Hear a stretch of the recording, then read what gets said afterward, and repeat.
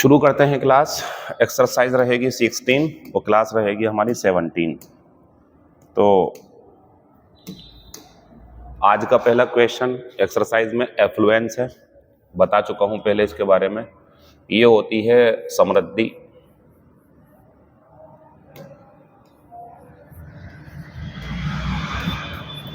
या अमीरी। इसका जो सिनोनियम है हमारा वो प्रोस्पेरिटी है, और एडवर्सिटी जो है वो क्या है इसका एंटोनियम। एनालॉजी क्या होती है समरूपता, समरूपता सिमिलरिटी, सिमिलरिटी इसका सिनोनियम बन जाएगा। एडवर्टेंट होता है जानबूझकर, इसका सिनोनियम अगर आप पूछेंगे तो बनेगा इसका सिनोनियम डिलिबरेट, यह बन जाएगा इंटेंशनल। सिनोनियम है दोनों ये, इंटेंशनल। तो पहले का आंसर जो है हमारा वो चौथा हो जाएगा, बाकी बातें आपको बता दी गई हैं। एडवर्सिटी मुसीबत होती है, परेशानी होती है। फिर आता है एडवर्टेंटली, अभी तो बताया इसमें मैंने आपको, इरादे से, इरादतन। तो आज मैंने इसका सिनोनियम पूछा है आपसे, तो इरादतन का जो सिनोनियम है हमारा वो बन जाएगा बच्चों डिलिबरेटली, क्योंकि जो एक्सीडेंटली है वो क्या है इसका एंटोनियम। अनइंटेंशनली भी क्या है इसका एंटोनियम। एसिडुअसली होता है मेहनत से। तो डिलीजेंटली तो आपने काफी पढ़ लिया, एक नया शब्द देते हैं आपको, लेबोरियसली। लेबोरियसली ये क्या होता है बच्चों मेहनत से। तो ये सिनोनियम हो जाएगा इसका। दूसरे का आंसर दूसरा है। क्वेश्चन नंबर नेक्स्ट, एपेक्स होती है शिखर या चोटी।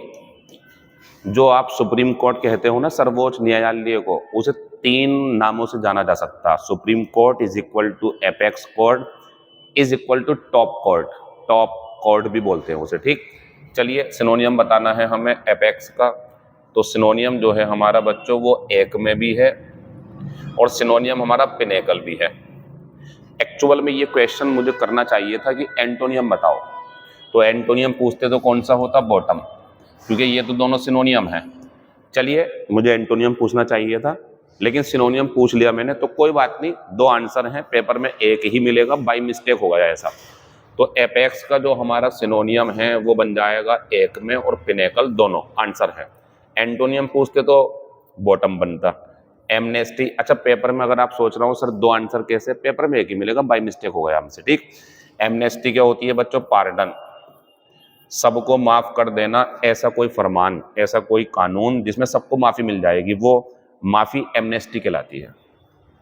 क्वेश्चन नंबर नेक्स्ट, एक्वेंट बच्चों इसकी हिंदी होती है परिचित होना, परिचय करना। इसका बताना मुझे सिनोनियम, तो इसका सिनोनियम हो जाएगा फैमिलियराइज। अच्छा कंटिन्यू क्या होता है शुरू करना, कंटिन्यू रखना चीजों को। फर्टाइल क्या होता है उपजाऊ। इसका जो सिनोनियम है वो बन जाएगा प्रोडक्टिव। इसका जो एंटोनियम है वो बन जाएगा बैरन, बंजर होता है। ठीक, फिर काउंसेल जो होती है सलाह होती है। इसके लिए सिनोनियम चाहिए तो बन जाएगा एडवाइस। ठीक, नोट करें इसे आप। 4 का आंसर दूसरा हो गया फैमिलियराइज। ये वर्ब है, ये वर्ब है। अगर ऊपर वाला शब्द एक्वेंटेंस हो जाए तो वो नाउन होगा परिचय, तो ये हो जाएगी फैमिलियरिटी। फिलहाल आंसर दूसरा है। ऑब्सक्योर का भी सिनोनियम पूछा है आज, सिनोनियम काफी पूछे मैंने, तो ये होता है बच्चों अस्पष्ट। अगर मैं एंटोनियम पूछता तो आंसर एपरेंट होता, क्योंकि ये होता स्पष्ट। लेकिन हमारा जो आंसर है वो हेजी है। हेजी होता धुंधला, अस्पष्ट सा। इसका एक सिनोनियम और दूं अगर मैं आपको, इसका भी सिनोनियम है, तो वैग बन जाएगा, वैग। वैग है ये, आप कह रहे होंगे सर वॉग ये फैशन होता, ये फैशन होता।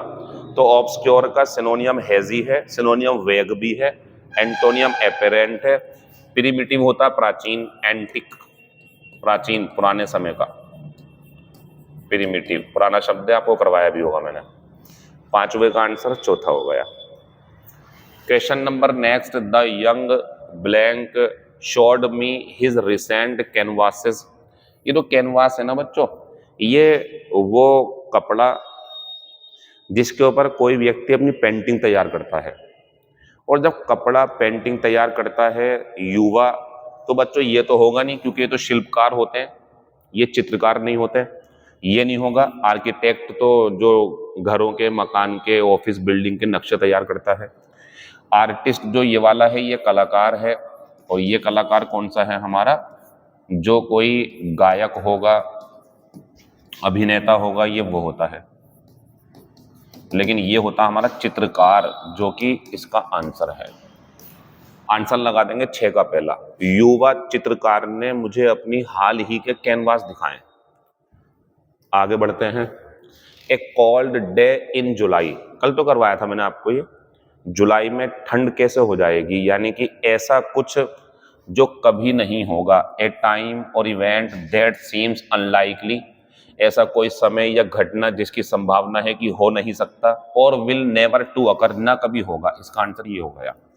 फिर अगले को पढ़ते हैं। A person who seems unemotional which makes them appear unfriendly और अनसिंपैथेटिक। तो ये क्या होता है बच्चों, ये होता है ए कॉल्ड कैट। ए कॉल्ड कैट, ए कॉल्ड पर्सन, कॉल्ड लगेगा यहाँ पे। इसका मतलब होता है ऐसा कोई व्यक्ति जो निश्चित रूप से किसी के भी दुख से प्रभावित नहीं होगा, इमोशनलेस है वो, कॉल्ड कैट। कल लिखवाई थी मैंने, इसकी इडियम देख लेना, इस ऐसी कुछ है। ऑलवेज रेडी टू सर्व, हमेशा मदद करने को तैयार। एक कंट्रोवर्शियल इशू, इसके लिए जो इडियम है एक, वो बन जाएगी हमारी हॉट पोटैटो। हॉट पोटैटो का मतलब होता है कंट्रोवर्शियल इशू। तो हमारा जो 7वें का आंसर है बच्चों, वो पहला हो जाएगा। एक्सरसाइज खत्म होने के बाद में वोकैबुलरी की क्लास 17 शुरू हो जाती है। आइए इनसे मिल लीजिए आप। द बॉयज हैड एन, आप भूल गए लेकिन मैंने ये करवाए हैं आपको। अल्टरेशन, ये क्या होता है बच्चों, बदलाव। अल्टरकेशन, ये होता है झगड़ा। अफेक्शन होता है स्नेह या मोहब्बत या प्यार। एक्सेशन होता है पद ग्रहण। अब आ जाइए, मुझे उम्मीद है आप ये तो लगाओगे नहीं, क्योंकि यहाँ पर पद ग्रहण करने जैसी कोई बात नहीं है, इसकी भी कोई बात नहीं है। अब यहाँ आ जाओ। The boys had an over the umpires decision, जब अंपायर का फैसला हुआ तो उसको लेकर के लड़कों में, अब आप बताओ, लड़कों में बदलाव आया या लड़कों में झगड़ा हो गया? जब अंपायर के फैसले पर इन सभी शब्दों में से आप चॉइस लेना चाहेंगे, चूज करना चाहेंगे, तो ये सब पे भारी पड़ जाएगा हमारा अल्टरकेशन। लड़कों ने अंपायर के फैसले पर झगड़ा कर लिया, अंपायर के फैसले से वो सहमत नहीं हुए। इसका मीनिंग कैसे बना लोगे आप? बदलाव कर दिया, ये अंपायर के फैसले को बदलवा दिया, ऐसा नहीं कर सकते आप। बदलवाना यहाँ पे चल ही नहीं पाएगा। मीनिंग है ना, लड़कों ने over the umpires decision, umpire के फैसले के ऊपर, अब इस फैसले के ऊपर झगड़ा होगा। आंसर हमारा दूसरा रहेगा, पहला मत लगाना। चलो एक बार फिर से मौका दिया हमने, सेम ऑप्शन, मीनिंग दोबारा लिखने की जरूरत नहीं है। बदलाव, झगड़ा, स्नेह और पदग्रहण। Have you noticed any blank in the patient's behaviour, क्या तुमने मरीज के व्यवहार में कोई झगड़ा उत्पन्न किया? क्या तुमने मरीज के व्यवहार में कोई बदलाव महसूस किया? बदलाव महसूस किया, बदलाव महसूस किया। ये थोड़ी आएगा कि मरीज के व्यवहार में तुमने अफेक्शन महसूस किया। देखो बच्चों, मरीज जब होगा तो उसकी हालत धीरे धीरे सही या बुरी होगी, तो इसका तो कोई मतलब ही नहीं है ना। यहाँ पे ये होगा, बदलाव दिखाना हमें। क्या तुमने मरीज के व्यवहार में, जो वो पहले था और अब में, कोई बदलाव महसूस किया? This is the right answer, इसकी कोई जरूरत नहीं है हमारी। 2 शब्द मिल गए आपको पीछे, अल्टरेशन बदलाव, अल्टरकेशन झगड़ा। ध्यान रखना, सिनोनियम में भी काम आएंगे। एस्ट्यूट होता है बच्चों चालाक, समझदार, बुद्धिमान। सिनोनियम क्या है इसका? क्लेवर। और ये क्या है बच्चों इसका? एंटोनियम। एस्ट्यूट चालाक, क्लेवर सिनोनियम, डल एंटोनियम। एक कंप्लीस आपको बताया था हमने, क्या है? Partner in crime. ऐसे कर दो, क्राइम पार्टनर। किसी गलत काम में साथ देने वाला, अगर इसकी वर्ब लगाओगे आप तो एबिट, ये होता गलत काम में साथ देने का काम, ये वो व्यक्ति जो साथ देगा। एडवर्सरी क्या होता, विरोधी। इसके देखो कितना बढ़िया बढ़िया सिनोनियम दूंगा मैं। एक तो सिनोनियम इसका फो लिखो आप आज, फो भी सिनोनियम है इसका, दुश्मन होता है। ओपोनेंट लिख लो, ओपोनेंट, ये भी सिनोनियम है इसका, ठीक है, दोनों सिनोनियम है। तो तीसरे का आंसर दूसरा हो जाएगा। फिर आते हैं एब्रोगेट। एब्रोगेट का मतलब होता है निरस्त करना, रद्द करना।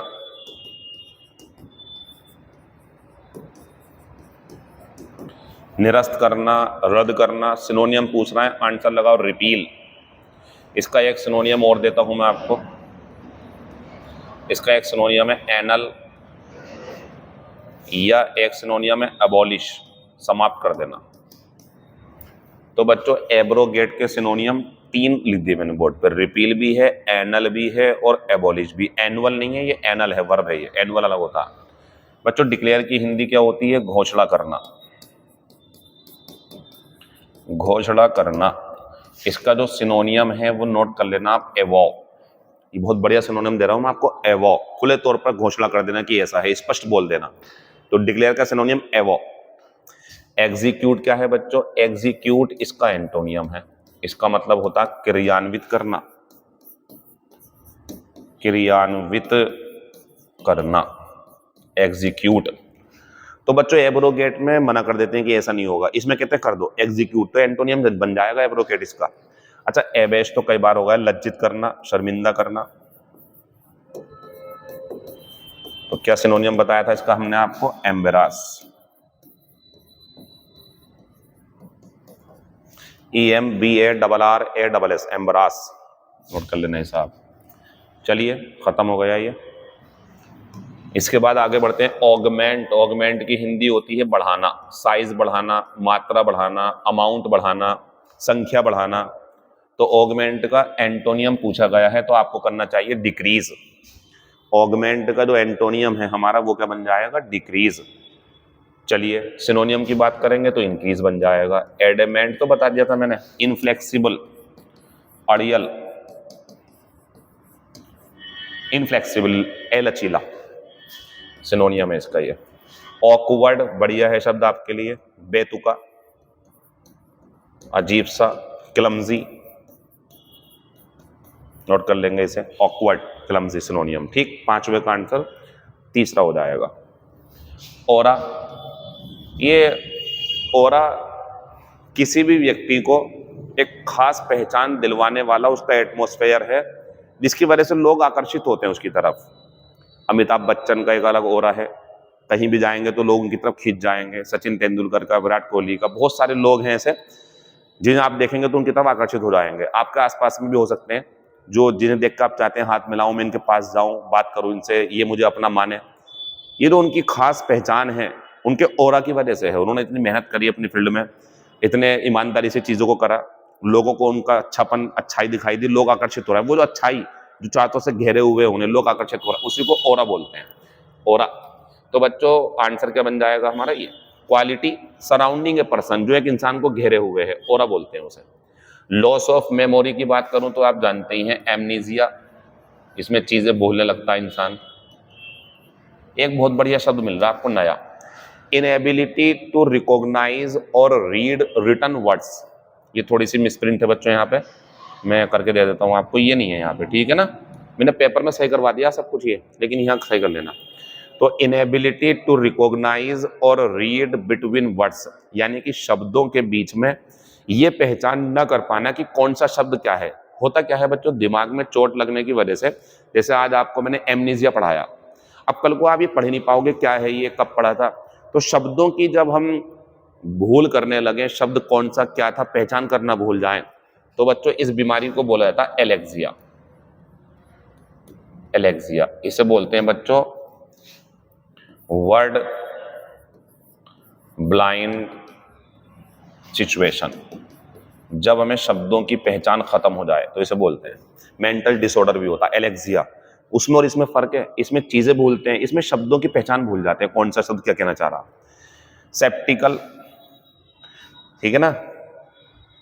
Sceptical about the existence of God, याद है आपको कुछ ऐसा पढ़ाया था मैंने, जो भगवान के ऊपर शक करता हो है या नहीं, ये वही है एग्नोस्टिक, क्योंकि इसका मतलब होता है संदेही, जो संदेह करता है। तो sceptical about the existence of God, जो भगवान के अस्तित्व पर ही संदेह करता हो, तो एग्नोस्टिक हो गया ये। तो आगे बढ़ते हैं बच्चों। वाइफ्स टफ टॉक, ये आप जानते हैं आंसर होते हैं, ईडियम देनी होती है, आंसर हो गया दूसरा। कर्टेन लेक्चर ईडियम है, इसका मतलब होता है पत्नी के द्वारा डांट फटकार, तो इसका आंसर ये हो गया। डार्क हॉर्स क्या होता है, छिपा रुस्तम, एन अनएक्सपेक्टेड विनर। जैसा भी आपने देखा नीदरलैंड और अफगानिस्तान ने कुछ ऐसे मैच जीते जो कह नहीं सकता था कि जीत जाएगा, लेकिन जीत गया, तो वो डार्क हॉर्स साबित हुए, ये इसका मतलब है। ठीक, फिर आगे बढ़ते हैं। कोल्ड रिसेप्शन, ये होता है बच्चों ए वेलकम या ए वेलकम विदाउट एनर्जी, ऐसा स्वागत जिसमें एनर्जी ही नहीं थी, यानी कि दिल से नहीं मिलना, बस ऐसे नाम के लिए मिलना, हल्का सा स्वागत करना, स्लाइट वेलकम करना। ठीक, एक कॉग इन द मशीन का मतलब होता अनइम्पोर्टेंट व्यक्ति। अगर कहीं पर किसी को ये कह दिया जाए तो इसका मतलब उसकी बुराई है, अनइम्पोर्टेंट पर्सन, एक कॉग इन द मशीन, क्योंकि जो कॉग शब्द है इसका मशीन में इस्तेमाल होता ही नहीं है, बेफिजूल का होता है ये, तो अनइम्पोर्टेंट पर्सन इससे बन जाएगा। बढ़िया सवाल था आपके लिए, ईडियम 4 मिल गई आपको। Choose the wrongly spelled word, receipt में EI होता है, डिसिट में EI होता है, कंसिट में EI होता है, लेकिन बिलीव में EI नहीं होता, बिलीव में होता है BELIEVE। तो रॉन्गली स्पेल्ड वर्ड कौन सा है बच्चों, ये वाला। आंसर बन जाएगा चौथा। जो 1-2 इसके अंदर मिसप्रिंट से रहे वो मैंने पेपर में सही करवा दिए हैं, बाकी एंजॉय करें आप, कल मिलेंगे आपसे। Thank you, all the best.